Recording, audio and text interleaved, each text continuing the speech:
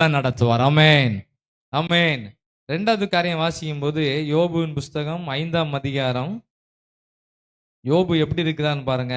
யோபு 5ஆம் அதிகாரம் 7வது வசனத்தை எல்லாம் வாசிப்போம். 7 வாசிப்போம். எல்லாம் சேர்ந்து வாசிக்கலாமா? அக்கினி பொறிகள் மேலே பறக்கிறது போல மனுஷன். யோபுவுக்கு ஒரு பெரிய தெளிவு என்னன்னா, ஏன் எனக்கு மட்டும் இப்படி நடக்கு, ஏன் எனக்கு மட்டும் நடக்குது கேள்வி எல்லாரும் சொல்லுதாங்க. ஜோம் பண்ணாதவங்க அங்க பாருங்க அப்படின்னு ஒரு மாதிரி கம்பேர் பண்ணிட்டு இருப்பாங்க. ஏன் எனக்கு மட்டும் நடக்கு, நான் என்ன செஞ்சேன், நான் ஏசப்பாவுக்கா என்னெல்லாம் செஞ்சேன் அப்படிலாம் சொல்லுவாங்க. யோபு சொல்றாரு, அக்கினி பொறிகள் மேலே பறக்கிறது போல மனுஷன் வருத்தம் அனுபவிக்க பிறந்திருக்கிறான். யோபுவுக்கு ஒரு பெரிய தெளிவு என்ன இருந்துச்சுன்னா, வாழ்க்கையில எல்லா கஷ்டங்களும் எல்லாருக்கும் வரும் அப்படின்னு சொல்லிட்டு எனக்கு ரிட்டையர்மெண்ட்டை கொடுங்க, இல்லைன்னா எனக்கு என்ன மேலே எடுத்துக்கோங்க அப்படி கேட்கல. நிறைய பேர் ஜெபிக்கிறது காரியம் என்ன ஜெபம் பண்ணுவாங்க, நான் மேலே வாரேன் ஆண்டவரேன்னு சொல்லுவாங்க. இந்த ஜெபத்தை யாருமே பண்ணக்கூடாது. எந்த ஜெபம் பண்ணக்கூடாது? மேலே வாரேன்னு யாரும் கேட்காதீங்க.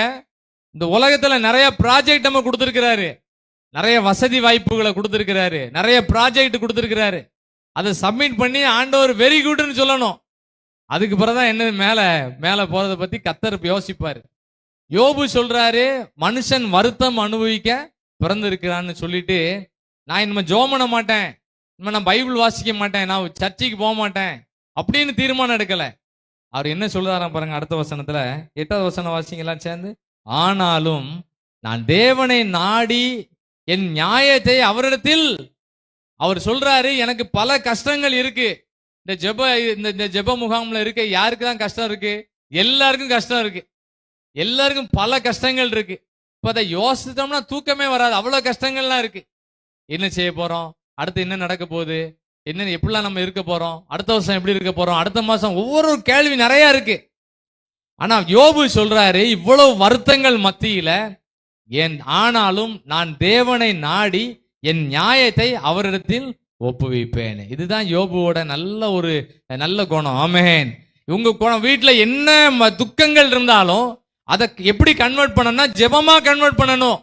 சங்கீதத்துல போட்டிருக்கு, சங்கீதக்காரன் தாவீது எழுதுறாரு, எனக்கு ரொம்ப துக்கமா இருந்துச்சு, நான் ரொம்ப மௌனமா இருந்தேன், சாப்பிடாம கூட இருந்தேன், நான் இதெல்லாம் எனக்கு வேண்டான்னு ஒதுங்கி இருந்தேன்.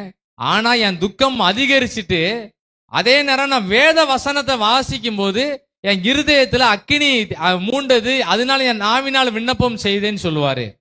யாருக்கெல்லாம் துக்கமா இருக்கோ, இரவுல துக்கமா இருக்கோ, துக்கத்தின் மத்தியில ஒரு 2 பாட்டை பாடுங்க. ஆமென்.